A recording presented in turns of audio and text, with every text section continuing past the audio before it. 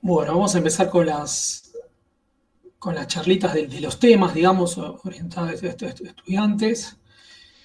Voy a arrancar yo.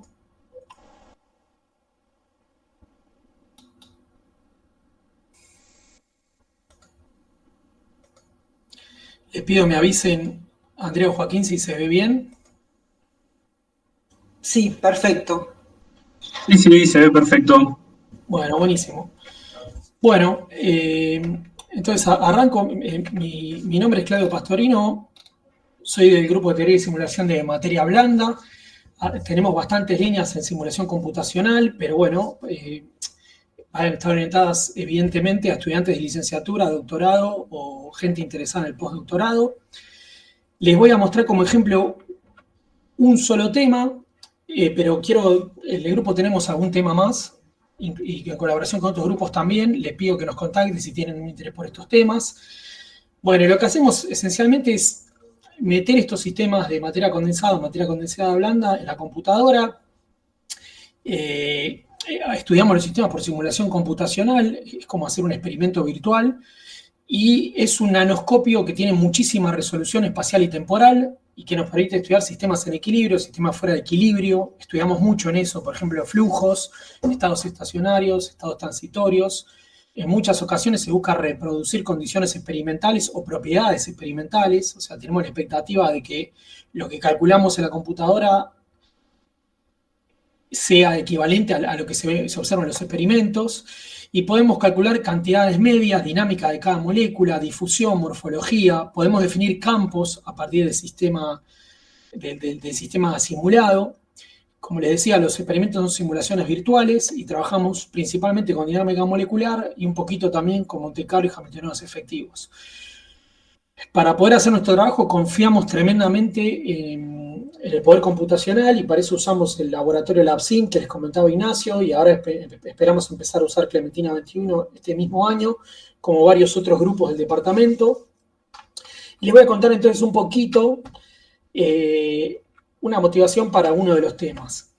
Entonces, el primer tema que propongo, que es el único que voy a contar acá por razones de tiempo, es transferencia de calor en interfaces líquido-vapor a escala nanoscópica. Ponemos este dibujito de la simulación o esta configuración simulacional que es muy sencilla. Después el sistema final que se le propone al estudiante es un poquito más complicado en varios aspectos, pero bueno, María Fiora arrancó esta línea de grupo durante su tesis de licenciatura justamente, y ahora continuamos y abrimos una línea de investigación de largo plazo en este tema. Entonces, con esta línea, el estudiante va a aprender simulaciones computacionales, principalmente dinámica molecular, mecánica estadística, conceptos de materia condensada blanda, física de sistemas fuera de equilibrio. Hay una contraparte, si quieren, técnica, que puede ser de interés también. Por supuesto, se va a aprender un montón de herramientas computacionales, Linux, lenguaje de scripting, aprender a usar un clúster de supercómputo y aprender lo que es el cálculo paralelo. Y el sistema es esto que ven acá a la derecha. Es un líquido que toca una pared fría en coexistencia con un vapor, de lo mismo que toca la pared caliente, y como la pared fría está siempre fría y la caliente siempre caliente, ocurre un flujo de calor estacionario. Y lo que queremos ver es qué provoca en distintos aspectos del sistema ese flujo de calor. Este sistema y esta condición física que parece muy sencilla, en realidad no lo es. Es una cosa bastante complicada desde el punto de vista de física básica, y no se comprenden. No se comprende completamente porque hay una fenomenología muy rica y muy compleja en función de la temperatura. Esto que están viendo acá es la curva de calor, la curva de ebullición libre, o pool boiling en inglés se lo llama también, y ocurre mucho en procesos de transferencia de calor a través de un líquido, o de un fluido en realidad, porque uno puede no saber si es líquido o vapor. Y es totalmente importantísimo para la generación de energía. Por ejemplo, un reactor nuclear, ustedes saben que es una pava altamente energética que hierve agua, esencialmente, y después lo que genera electricidad es el movimiento de esa agua a través de aspas, o el vapor, en realidad. Entonces, es muy importante entender cómo se genera, digamos, cuando se genera el vapor, cómo se lo traslada, cómo se lo transporta, en qué régimen hay que utilizarlo. Y Y la curva que ven a la derecha es un poco el comportamiento general de los fluidos cuando se les aumenta la temperatura más, y cada vez se les inyecta más calor de alguna manera.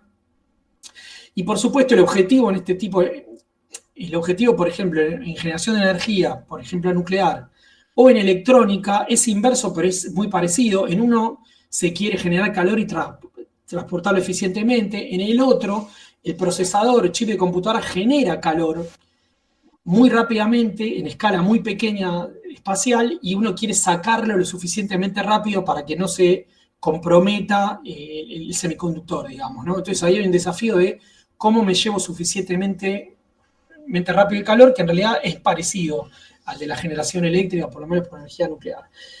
Entonces los dispositivos tienen el objetivo de aumentar la densidad de energía, la humanidad va hacia aumentar la densidad de energía, o sea, uno quisiera poder trabajar con reactores cada vez más calientes, que generen más vapor por unidad de tiempo y que sea aprovechable para generar electricidad, y los microchips también, queremos que tengan cada vez más flops, y eso inevitablemente hará que generen más calor y que va a haber que sacar. Cuando uno calienta un líquido, lo que ves la curva a la derecha, en el eje X lo que tienen es la temperatura por encima de la temperatura de ebullición, que acá se llama Tsat en el eje X. Entonces, cuando uno va aumentando la temperatura, lo que va ocurriendo es que va subiendo lo que tenemos como eje Y, que es el calor, el flujo de calor. Aumenta la temperatura, sube el flujo de calor. Un segundito que admito a alguien. Seguimos. Aumenta la temperatura, sube el flujo de calor, y a principio, a mayor temperatura, mayor flujo de calor, pero no logramos que ese comportamiento sea monótono creciente. Llega un momento que empiezan a aparecer burbujas, empiezan a aparecer jets, empiezan a aparecer inexorablemente un flujo bifásico, o sea, que tiene un poquito de líquido y un poquito de vapor, cada vez en mayor ebullición, con mayor ruido térmico, si quieren. Y en un momento, el punto B es un punto nodal, porque es el punto en el cual es la máxima transferencia de calor, y si uno sigue subiendo la temperatura por encima de ese punto, el critical heat flux en inglés, lo que ocurre es que en vez de subir el flujo de calor, empieza a bajar. Empieza a bajar hasta el punto C, que es el punto de Leidenfrost, que muchos conocerán, que es el hecho de cuando uno pone una gotita en una sartén muy caliente, la gotita, en vez de, si la sartén está muy caliente, la gotita en vez de evaporarse rápidamente, se evapora lentamente, porque aparece un colchón de vapor entre la superficie de la sartén y el líquido, el fluido. Eso es inevitable, eso pasa siempre. Entonces, un objetivo muy importante es el punto verde que ustedes ven ahí, que sería la temperatura de operación segura por ejemplo, de un reactor nuclear. Uno quisiera que el punto verde esté lo más alto y lo más a la derecha posible, pero por supuesto, eso quiere decir que el calor, el flujo de calor, cuando aumenta la temperatura de operación, me tiene que acompañar y tengo que poder transferir más calor por unidad de tiempo. Entonces, hay mucho interés tecnológico en modificar esta curva, hacer algo para que esta curva tenga cada vez que el punto verde lo podamos poner a mayor temperatura de operación. Entonces hay muchísimas cosas para entender, hay muchísimas cosas para entender a escala nanoscópica, cómo se estructura la materia en escalas pequeñas, qué pasa con las burbujas, con qué interactúa, cómo la interacción superficie-burbuja. Y es muy importante, o uno de los caminos que se utiliza para modificar esto que les estoy mostrando acá, es la estructuración de superficies para mejorar ese flujo de calor. Entonces,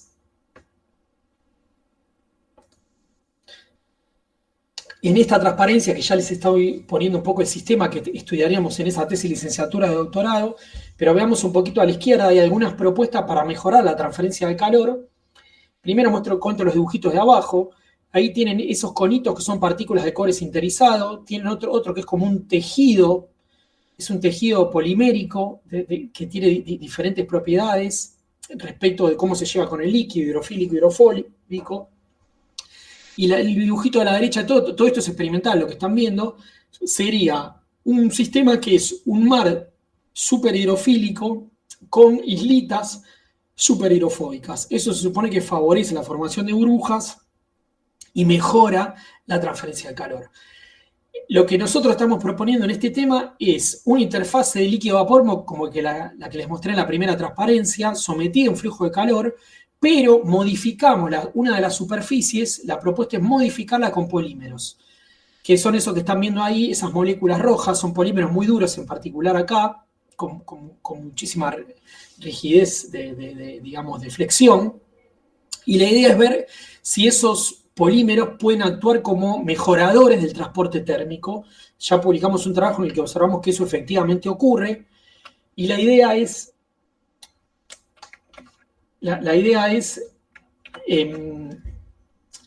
estudiar con mucho detalle esto que estamos viendo. En el gráfico que están viendo acá, lo que están viendo es, en la curva negra, en circulitos negros, están viendo cómo aumenta el calor a medida que llenamos el canal cuando no están los polímeros. Eso es la curva negra. Lo que está ocurriendo es que el calor aumenta, calor versus densidad de llenado, o sea, cantidad de partículas por unidad de volumen que hay en ese canal, en ese nanocanal. Sube muy de a poquito, en algún momento pega un salto, y ese salto es cuando ya no existe fase líquido-vapor. O sea, en general pueden pensar ese canal como un esquema, una analogía térmica eléctrica, como ven a la derecha, que tenemos una resistencia de líquido en serie con una resistencia interfacial, que es ese CAP, resistencia de Kapitza, y una resistencia de vapor. La resistencia de vapor domina completamente el transporte de vapor porque es altísima comparada con todas las demás. Entonces, cuando el vapor desaparece, pega ese salto que ustedes están viendo acá, y antes, cuando existe la interfaz líquido-vapor, ese salto no ocurre, pero el calor transportado es mucho más bajo. Cuando ponemos el polímero, el comportamiento, por suerte, es muy, muy diferente y da un lugar de cosas muy interesantes. Una cosa que encontramos en el trabajo previo antecedente a esto es que los polímeros ayudan a generar un puente de líquido que cortocircuita la fase vapor. Entonces el esquema equivalente eléctrico-térmico, en lugar de ser el primero que les conté, es el de abajo, donde este R-bridge sería la resistencia o sea, ponemos en paralelo la resistencia de vapor, esos hilos de líquido que tienen una resistencia muchísimo más baja, entonces la resistencia compuesta es muchísimo más baja. Entonces, por eso ven que la curva azul, en función del llenado, sube mucho antes que la curva roja, es decir, los polímeros en esta condición particular que les estoy mostrando mejoran tremendamente, casi un 6 por la transferencia de calor para llenados relativamente bajos. Entonces hay un montón de cosas para estudiar ahí. Por ejemplo, cómo se comporta esto en función de las características de los polímeros. ¿Qué pasa si los polímeros son más blandos o más duros? ¿Qué pasa si hacemos una cosa que sería más afín a un setup de reactor nuclear en el cual el líquido también fluye? Entonces, ¿qué pasa con esos puentes? Y hay un montón de cosas para estudiar que si lo pensamos en un sistema, en un proyecto acotado, puede ser una tesis de licenciatura, alguna de esas preguntas, o una tesis de doctorado si lo presentamos o lo pensamos en una línea bastante con mayor cantidad de preguntas, digamos. Bueno, voy a cortar acá, entonces, ya lo dije un poco, el tipo de materias y conceptos. Esto es un trabajo computacional y teórico-analítico. Enfatizo que hagan consultas en cualquier momento del año. Tenemos bastantes temas, los temas pueden cambiar porque se van ocupando, van cambiando, establecemos colaboraciones con otros grupos y hay bastantes otras cosas que no les puedo contar en este tiempo. Esto es simplemente un ejemplo, así que bueno, los invito a contactarnos si están interesados en estos temas de simulación computacional. Y bueno, gracias.